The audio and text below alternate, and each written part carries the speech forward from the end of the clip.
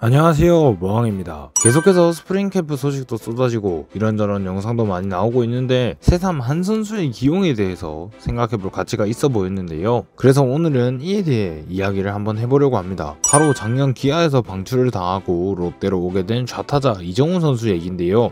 이정훈 선수는 아직 1군에서는 크게 보여준 게 없긴 하나 2군에서는 장타력을 여과 없이 보여주며 좌타 거포로 가능성을 보인 선수입니다. 2군에서 6시즌 동안 30개의 홈런을 기록했고 그러면서 0.9에 가까운 OPS를 기록했는데요. 특히 2군에서이긴 하지만 볼삼비도 굉장히 좋은 수준으로 볼을 고르는 능력이 아예 없지는 않아 보였습니다. 1군에서도 제대로 뛴 시즌이 2021년 한 시즌 뿐이긴 하지만 적은 기회에 홈런도 2개를 쳐냈고 OPS도 0.6대가 유지가 됐었기에 계속 기용해 봤다면 팀에서 나쁘지 않은 활약을 했을 선수로도 보이는데요. 특히 좌타 거포들에게 유리하게 작용되는 사직구장을 홈으로 쓰면서도 좌타 거포가 없던 롯데에게 이런 이정훈 선수는 주요 자원으로도 분류가 될 것 같습니다. 그렇다면 왜 이런 선수가 기아에서 방출을 당했던 것일까요? 그 이유는 이정훈의 제한적인 수비 포지션 때문이라고 생각합니다. 이정훈 선수는 원래 포수로 입단했지만 입단 후 첫 2년을 제외하고는 포수보다는 지명타자나 1루수로 주로 나오게 됐는데요. 그 이유는 이정훈의 포수 수비가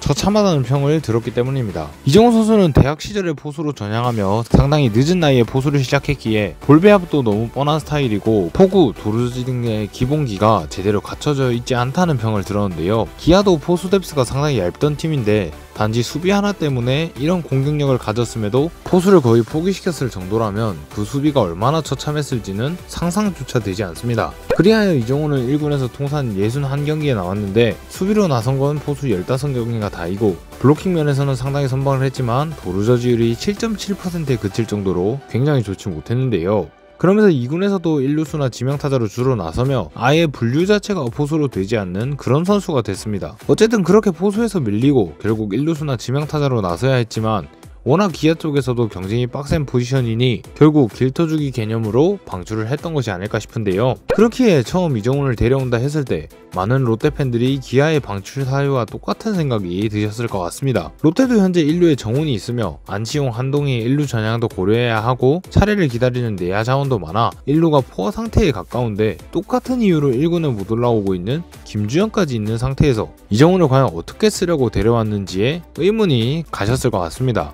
수비 포지션이 제한적이기 때문에 오로지 타격으로만 승부를 보면서 1군에 올라와야 했는데 과연 그러려면 이정훈이 타격을 얼마나 잘해야 하나 생각을 하면서 1군 콜업 가능성이 희박할 거라고 생각을 했는데요. 하지만 이에 대한 궁금증은 이번 스프링 캠프에서 풀리게 됐었습니다. 이정훈 선수는 예상대로 1루수로 나서는 게 아닌 롯데에서 포수로서 재도전을 한다고 전했는데요. 그리하여 스프링 캠프에 합류한 이정훈은 유강남과 함께 롯데 포수진의 새 얼굴로 포수 훈련을 받는 모습을 보여줬습니다. 그렇다면 과연 기아에서 실패했던 포수 이정훈이 롯데에서는 성공할 수 있을까요? 수비 안 되는 포수, 이수식어는 주전으로서는 절대 나오면 안 되는 포수라고 생각합니다. 하지만 백업이라면 말이 달라지는데요.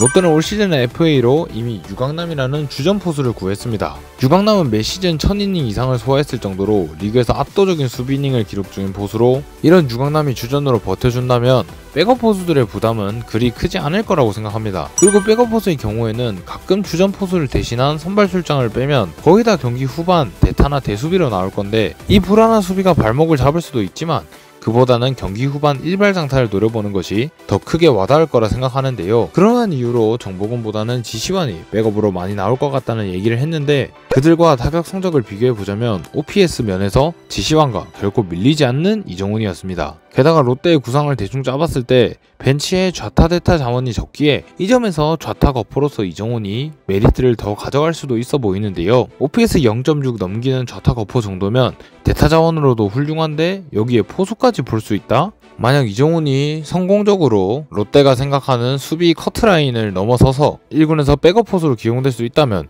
이만한 메리트는 더 없다고 생각합니다. 한마디로 정리하자면 이정훈이 지시환으로 거의 확정나 보이던 롯데의 백업 포수 경쟁에 생각지 못한 다크호스가 될 수 있어 보인다는 건데요. 그렇게 되면 이 경쟁 구도에 불을 지핌으로써 이정훈뿐만 아니라 다른 선수들의 성장도 도모할 수 있고, 이정훈이 성공한다면 롯데는 이런 좌타 대타 자원을 얻을 수 있는 것이기에 팀 성적에서도 큰 이득을 볼 수 있을 거라 생각합니다. 그렇기에 부디 이번 스프링 캠프 기간 동안에 수비를 잘 갈고 닦아내면서 롯데의 1군 백업 포수의 자리를 잡으며 자신의 타격 능력이 빛을 봤으면 좋겠네요. 포수 수비 안 좋기로 소문난 롯데인데 수비가 안 좋으면 얼마나 안 좋겠냐는 이런 생각을 가지고 이정훈이 롯데의 백업 포수 경쟁에 더 불을 지펴보길 바라보겠습니다. 과연 올 시즌 포수 이정훈은 롯데에서 어떤 활약을 보여줄까요? 이정훈 선수의 깜짝 활약을 기대하며 오늘 영상은 마치겠습니다. 이정훈 선수에 대한 여러분의 생각은 어떠신가요? 지금까지 모항이었습니다. 감사합니다. 롯데 승리의 롯데 화이팅!